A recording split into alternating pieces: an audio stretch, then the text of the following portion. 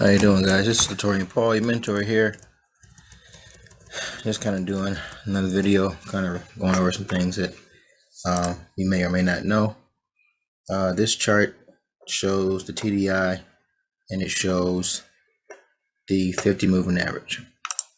The thing I like about Forex is that if you keep looking at it, going over your chart, studying long enough, you'll begin to see what's going on. So, like I said earlier in the first video that I posted earlier, whenever the price is under the 50 moving average, but the RSI is above it, like right here, okay, that's a trend changing entry. All right, now here's the cool part. Once price goes above the 50 moving average, the 50 moving average becomes like a floating floor. What does that mean? Well, basically, whenever the RSI comes on the bottom of the Bollinger Band or the bottom of the baseline on here, you can buy. You buy, and you look at the angle of the RSI. Look at the angle of it. That's about a little 90-degree angle. Now look what happens as the angle begins to flatten out towards 180. That's the trend changing. See how that? So when you start seeing it getting less than 90 degrees, look for a trend change. 90 degrees is going up. 90 degrees is going up. And you can literally take your cursor and place it over the day you in. Now at the same time, when it's going down, same thing. It's flatlining. And you can just tell. Look at the curve of the 50 moving average. It goes flat, and then it drops off. Okay, and then you got the clues down here. Here's your entry. If you miss, why would I enter there for the sell? Well, price is already under 50 moving average, and it pulled back to retest it, but it's already dropping. So this would be your last opportunity to take chance of that sell if you miss this entry or that entry. So really all you need is the 50 moving average. Once price gets under, once it gets under the 50 moving average, the 50 moving average becomes a ceiling until the trend changes. So yeah, when price goes under 50 moving average is a ceiling. Now this is the 1 hour chart, so you will see it more consistently on the smaller time frames. Now you will have periods of time when it goes sideways. Now in this case, it wasn't sideways, and this is why you need to know how to look at the bigger picture. So this little movement right here was a retest of the low. So this was a big W. Went up, took its time, and if you didn't know and this is why it's good to have more than one indicator going on, because some people just trade price action, and that's true. It takes a lot of trades you wouldn't take because you wasn't waiting for things to retest certain areas. But if you knew how to use the TDI alongside with the price action, you could have caught the sell and the buy. But nevertheless, that's why it's good to always look beyond the chart you're in and get a bird's eye view of where things are going and where they come from. But back to this RSI. As you can see, when it breaks through, it's going to come back to it, and the price treat the 50 moving average as a ceiling on a downtrend. Now, one thing I also saw is before the trend changes, you'll see price come to the 50, come back. Okay, this was not necessarily a trend changing because the trend had just changed a few days prior, but this is more like a level 1, and then level 2, and then level 3. This is the level 3 setup and pullback. But like I said before, if you're in a downtrend, which means price is going under the 50 moving average, and price comes back to the 50 moving average with everything lining up, you want price coming to the 50 moving average with shark fins out of the water or shark fins at the water. And even when you get that, you want to see a double top, quote unquote. And this is it'll be different for each pair. Some pairs give you the M or W within 2 days. Some pairs like this one may take 2 or 3 days. They may give you smaller M's and W's within a bigger M, and that's why you have to know the overall trend so you won't get fooled in thinking that it's going to go back up when it's already under. So you not only want to coordinate where it is with the 50 moving average, but you want to know also where the RSI is the green line. You want to know where this is at in respect to the baseline. Now you will have instances like this where the RSI is under the baseline, but it's showing you that in that instance, that'll be like a safety trade for a continuation to buy. It's all about how these two things correlate. You want price to correlate with the 50 moving average being added and going down, but you use the RSI to confirm what you're looking for. Once price get above it, stays above it until the baseline changes. So if you look at this yellow line here, it's showing you where it's going. Basically, once the optimal entry for selling is above the 50 moving average, you sell it, hold. This is a goal, which is you can hold for a couple of days. I would say at least 2 to 3 days for the complete drop, because you'll have price pull back, price come down beneath the 50 moving average, pull back close to the top, but you will see how RSI is above the baseline, and then you have a even more steeper drop. If you wait these 3 days, you will be able to see what's going on. So this is probably Tuesday, Wednesday, Thursday, Friday. Boom, one trade, hold it for a couple days, make 800 pips. Now, whenever price is under it, now remember I said before how you will have situations like this where price will be under the 50 moving average, but the RSI will basically be in a position where it's going to go up. So here's it right here. It's under it, and then it finally goes up, but it's going up to set up another drop. So this will be more of a retracement setup into another drop from where it came from. And as you can see, the best entry for sell positions is above the 50 moving average. That's the best entry. If you had to take one trade, it would be above the 50 moving average. And then once it comes down here, you look and see what's being done.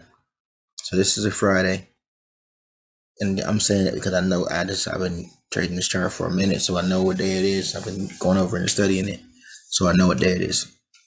So comes down, give you that. This is that Sunday, Monday. You get out of this trade. So you say for you got out on Friday, you could have took a 0.1. And with $100, took a 0.1 and made $1,200. Now with the $1,200, you can scale into it with either a 5 or a 10 or a 0.5 or a standard lot, which is $10 a pip. Whatever the case may be, you're doing better than you did before. So if you took a 0.5, you make $2,000. If you took a standard lot, you make $4,000. Now it's still a downtrend because price came to the 50 moving average and it's not breaking through it. It's pushing to the top of the 50 moving average, and it's pushing at the top of the Bollinger Bands, which is showing me that it's still got some more dropping to do, or they're trapping the sellers some more. All right, so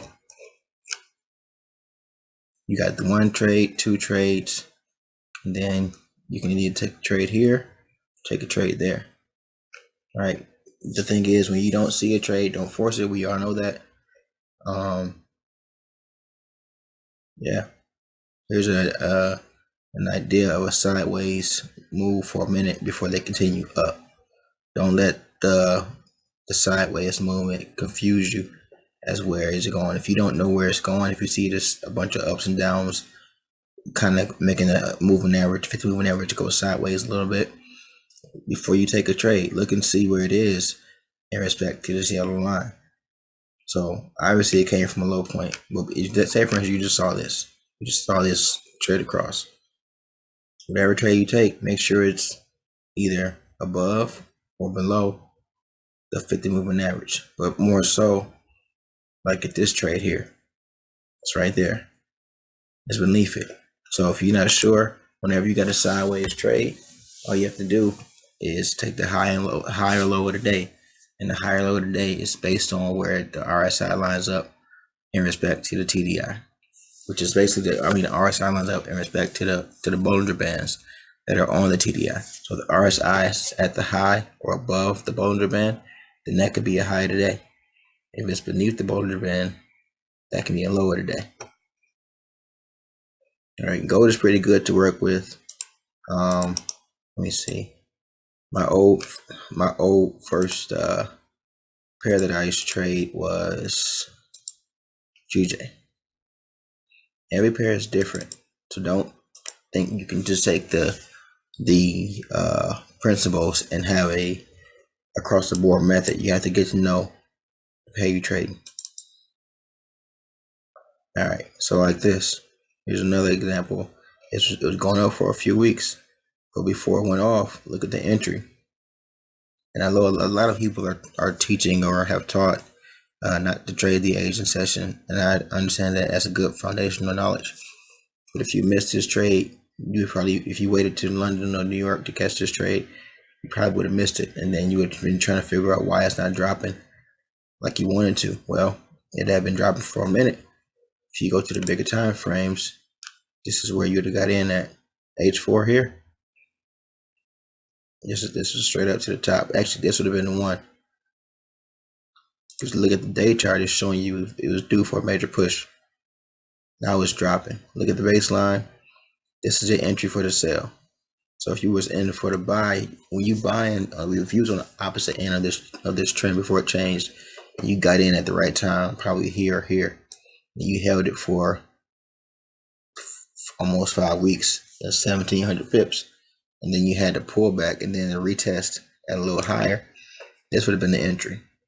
Not here for the sell, but here for the sell, because where this lines up at,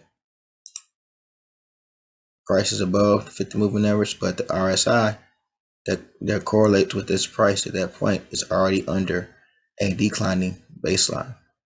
Game over. Simple stuff. Real simple stuff. Like even this one right here, this is pretty cool to catch. This was the first, this is the second leg of the W, level 1, level 2, level 3. Now this did happen over a month time. So if you held it for a month, you'd have made 2,000 pips. A lot of us, including myself, I traded it up to the highs and lows of the month. So I held it to the high of the month, got out, held it to the low of the month, got out, and guess what? All I did was look at what price was in respect to the Bollinger Bands on the TDI. So how did I know this was the low of the month? Look where it is at the low of the Bollinger Band. How did I know this was the high of the month? Look what it is. Look where it is in respect to the Bollinger Band. So this was the second. So first level pullback. Second level was strange to most folks because they're looking at it sideways. And they don't know that you got to get a third level push. So even though they're throwing candle, they're throwing wicks, I'm not falling for the sell because I know I got one more push. Plus, the 50 is not above it. If the 50 was above it or through it, look, remember keeping our angles. And this stuff is kind of elementary. I'm not the traditional teacher. A lot of my information is off experience. But just look at the angle. Grab your cursor and then see where it is. So you're trying to see whether you should sell or not. Now it's first push, retracement, second push, retracement, third push, boom. That's where you get in for the sell. You got this for the sell. You hold it for that 3 month period. It drops nice little ways. Nice little ways. Boom. Now you in there. It's going away to go. Now look at this. If you weren't sure what to do, just look at the baseline. The 50 moving average. It's flat. It's just turning. You saw it turning. So by the time it got here, it's a retest of the high. It didn't go all the way to the high, but this high was the most important one because it retested the previous high. Plus, it gave you what is called a shark fin when the RSI come up top of the Bollinger Bands, and that would have been the one to take. Boom. Even here, like this stuff is a repeat. So here's an entry for the sell. You can hold it. Boom. Hold it for a few months, and you're good. You'd have had a trade for 5 months, even straight. But yeah, I wanted to go over the RSI. RSI is pretty important. I mean, not the RSI, but the 50 moving average. In respect to where price is, plus using the Bollinger Band to determine the end and the beginning of a trend. So basically, to recap, the 50 moving average is probably one of the only critical ones you need. Everything else is kind of like a reiterator of what you already need, or what you already have with the 50 moving average. If price is above it, and the 50 moving average is kind of going sideways, and the baseline is going down, at some point it's going to drop. When it drops, you can just basically let it go until you see a price come down, hit a low, and not necessarily the price come back and touch the 50 moving average. Sometimes it will, sometimes it won't. You want price to come back and touch the high at a Bollinger Band, pull back, and then you want to retest of the previous low or lower with the RSI above the Bollinger Band for the long-term goal. Pretty straightforward. All right. Like I said before, I'm not the traditional guy trader. I'm a student turned teacher. But if you have any questions, you can click the link or scan my, I think I have on the bottom right hand corner a QR code that you can touch, and that will send you to my YouTube homepage, where you can actually click on the link to join my Facebook group for free.